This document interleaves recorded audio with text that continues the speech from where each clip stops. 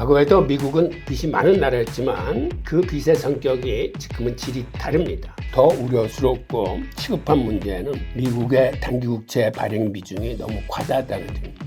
예전에 달러 중심의 사회에서 달러, 스테이블코인, CBDC, 금이나 은 같은 경우로 나눠지면서 다극체제로 변화가 되면서 모든 게 분산형 네트워크인 블록체인 위에서 거래되면서 금융이 새로운 국면을 맞이하게 될 겁니다.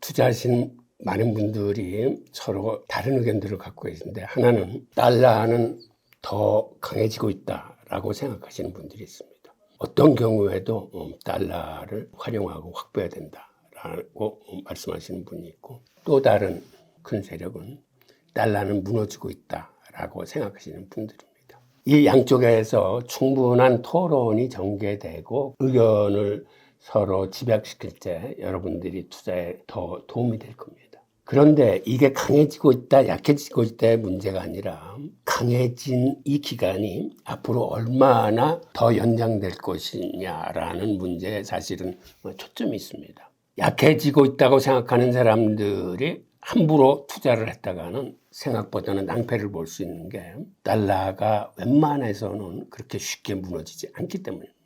그리고 또한 달러가 강해지고 있다라고 믿는 사람들이 또 함부로 예단해서 함부로 투자를 할 수 없는 게 또 어느 시기에 달러가 생각보다는 빠르게 타격을 받을 수 있기 때문입니다. 우리가 이렇게 가격이나 시기를 예측하는 거는 그렇게 바람직한 일은 아닌 것 같습니다. 그럼에도 불구하고 이게 토론거리로는 굉장히 중요한 문제입니다. 달러가 강해지고 있다라고 생각하는 사람들은 그들 나름의 논리로 그렇다면 언제까지 달러가 지금의 강세를 유지하고 있을지, 그리고 달러가 약해지고 있다고 믿는 투자자들은 어떤 이유와 논리를 가지고, 그리고 언제부터 달러가 약해질 수 있는지를 서로 토론을 하다 보면 자기중심적인 사고 방식에서, 즉 고착된 편견에서 집단 지성을 활용해서 자기의 투자 판단을 객관화시킬 수 있는 좋은 기회가 될 거로 생각합니다. 달러가 왜 흔들리기 시작했나를 보면 영원할 것 같은 달러의 나름대로 금이 간 스토리가 있습니다.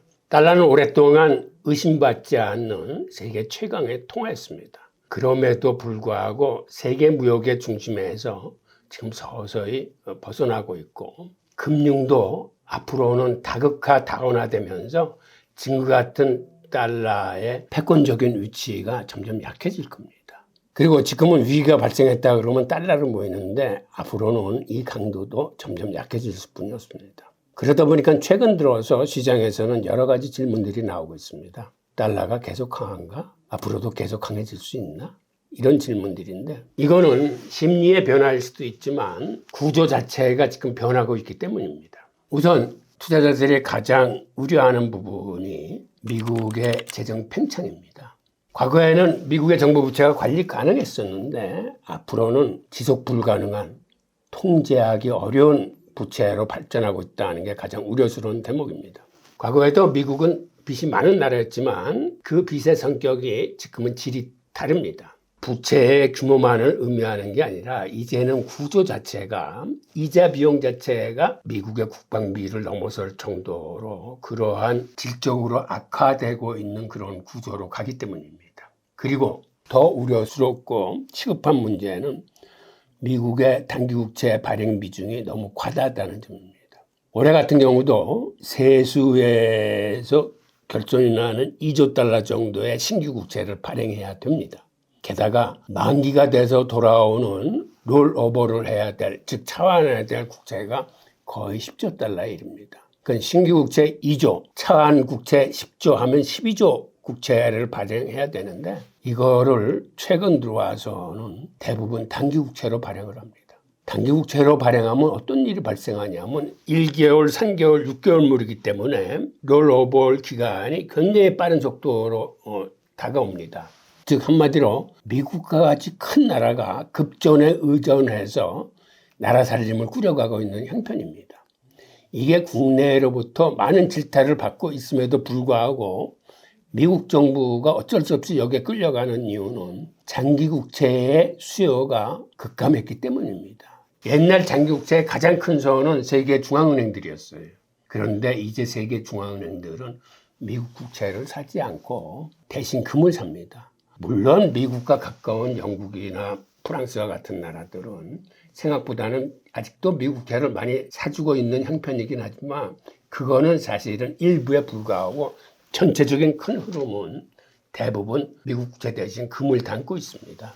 이런 구조가 한마디로 점진적인 성장을 향해서 가는 게 아니라 단기 국채 돌려막기에 힘을 뺏기는 그러한 재정 상태로 지금 전락하고 있는 겁니다. 이게 미국 달러를 가장 우려하면서 바라보는 시선의 가장 중요한 요인입니다. 두 번째는 고금리 상태의 어떤 고착화입니다. 금리가 높으면 그 나라 통화는 강세로 갈 수뿐이 없습니다. 금리라는 건 그 나라 통화 가치의 가격을 의미해 주는 거니까 사람들이 투자를 할 적에 달러를 갖고 미국에서 그걸 은행에 맡기면 연 4, 5%의 수익이 발생하는데 예를 들어서 이자가 낮은 나라는 일본에서 그걸 가지고 예금을 하면은 연 2% 내뿐이 못 받기 때문에 당연히 사람들은 금리가 높은 나라의 통화를 선호할 수뿐이 없습니다. 그로 인해서 금리가 높은 달러가 강세 통화로 지금은 자리매김을 하고 있는데 하지만 이렇게 금리가 높다는 건 아까도 말씀드렸지만 미국 국채 이자 부담이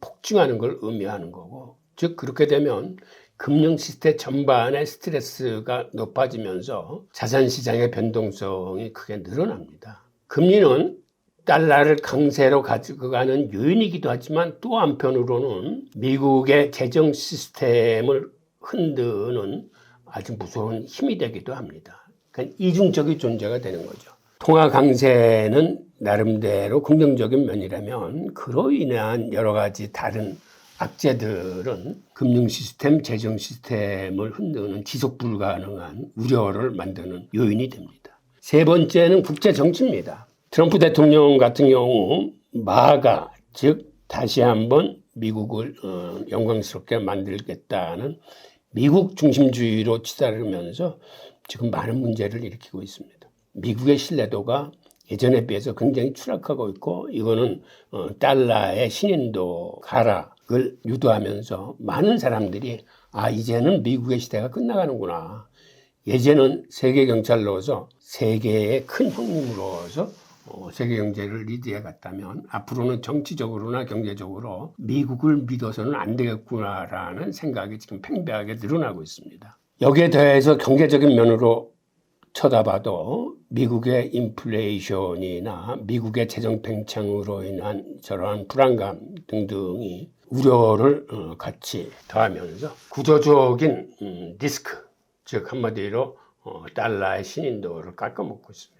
국제 질서 또한 마찬가지입니다. 과거에는 미국 중심의 사회였다면 세계의 1강이 돼서 세계의 질서를 꾸려왔다면 이제는 다극체제로 다원화한 체제로 변하고 있습니다. 우선은 중국과 브릭스가 맹렬한 속도로 부상하면서 이미 세계 인구의 절반이 브릭스 나라입니다. 그리고 브릭스의 경제 규모가 서방 G7의 경제 규모를 이미 앞서 나가기 시작하고 있습니다.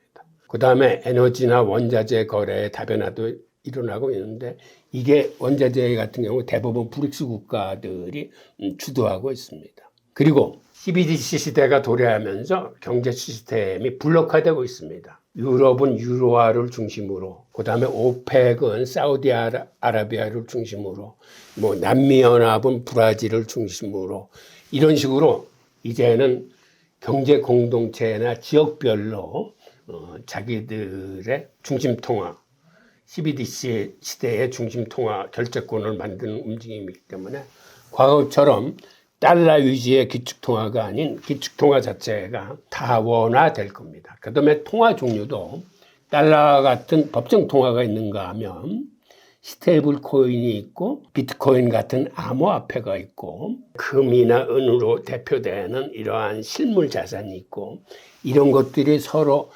치열한 경쟁을 하게 될 겁니다. 그러니까 예전에 달러 중심의 사회에서 통화 자체가 이런 식으로 달러, 스테이블 코인, CBDC, 금이나 은 같은 경우로 나눠지면서 다극 체제로 변화가 되면서 자연스럽게 달러의 힘은 약해질 수뿐이 없습니다. 그리고 금융 시스템 자체가 온체인화로 되면서 앞으로는 모든 게 분산형 네트워크인 블록체인 위에서 거래되면서 금융이 새로운 국면을 맞이하게 될 겁니다. 즉 이렇게 되면 모든 상품이 토큰화되면서 이제는 달러의 형태가 분화되고 토큰화되고 법정 통화로 남고 여러 가지 형태로 바뀌면서 앞으로는 새로운 국면을 이제 맞이하게 될 겁니다. 즉 지금까지 내용을 한마디로 정리하면 달러는 아직까지는 여전히 강하지만 결국은 균열의 방향으로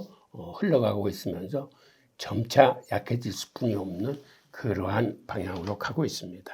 지금까지 우리 토론거리에서 핵심 쟁점을 다시 한번 정리하면 달러는 아직까지는 강합니다. 그리고 위기 때마다 달러로 자금이 몰려들고 그리고 아직까지는 마땅하게 달러를 대체할 만한 뚜렷한 대체 자산이 등극한 건 아닙니다. 그리고 아직까지는 세계 글로벌 유동성의 중심에 달러가 있습니다. 그럼에도 불구하고 우리가 장기적인 시각에서 보면 달러는 지금 결국 약해질 수뿐이 없는 구조로 치닫고 있다라고 말씀을 드릴 수 있고 이런 경우에 많은 사람들은 그래서 그러면 어떻게 투자를 하라는 말이냐라고 질문할 수 있지만 문제는 어디에다 어떻게가 아니라 큰 흐름의 방향을 읽는 겁니다. 달러라는 자산은 현재까지는 가장 강한 자산이고 동시에 이렇게 균열을 맞이하는 불안한 구석을 같이 갖고 있는 자산이기 때문에 이런 모든 사항을 이해하는 게 일단은 중요합니다. 그리고 이런 거를 어떤 극단적인 투자하고 연결시키지 말고 상황 변화를 읽어가시면서 여러분들이 생각하시는 상황에 얼마만큼 어떻게 근접하고 있는지 그런 상황에 따라서 여러분들이 대응을 잘 하셔야 될 겁니다. 자, 오늘 제가 말씀드린 내용은 어떠한 조건에서 달러가 강해지고 또 어떠한 조건에서 달러가 약해지는지 사실은 이 조건을 아는 게 굉장히 중요합니다. 그리고 이런 것들을 저의 일방적인 설명이 아닌 여러분들의 토론 커뮤니티를 만들면 좋겠다는 생각을 합니다. 근본적으로 달러가 강해질 것인지 약해질 것인지에 대한 토론이 아니고 달러가 어떤 조건에서 강해지고 어떤 조건에서 약해지는지 투자자 입장에서는 바로 이 조건을 잘 알아야 된다고 생각합니다. 그러니까 여러분들이 생각하기에 이러이러한 조건에서 달러가 강해질 수 있다. 또는 이러이러한 서사가 계속되고 이러이러한 조건에 봉착하면 달러가 약해질 수 있다. 바로 그 조건이 여러분 투자의 승패를 가늠하는 중요한 단서입니다. 그래서 여러분들이 댓글에다가 어떠한 국면에서 달러가 강해질 수 있는지 여러분들이 생각하시는 그러한 조건을 달아주시면 또 그리고 어떠한 조건에 다다르면 달러가 약해질 수 있는지 여러분들이 생각하시는 조건들을 달아주시면 우리 구독자분들 간에 서로 생각의 단서가 돼서 좋은 토론거리가 될 것 같습니다. 그리고 이렇게 댓글을 달아주시면 그것에 기반해서 제가 다음번 강의 유튜브를 준비를 하겠습니다. 그래서 여러분들이 우리가 이제 같이 생각하고 같이 공부해 갈 수 있는 그러한 학습의 장을 만들었으면 좋겠습니다. 자, 오늘의 얘기는 여기까지입니다. 감사합니다.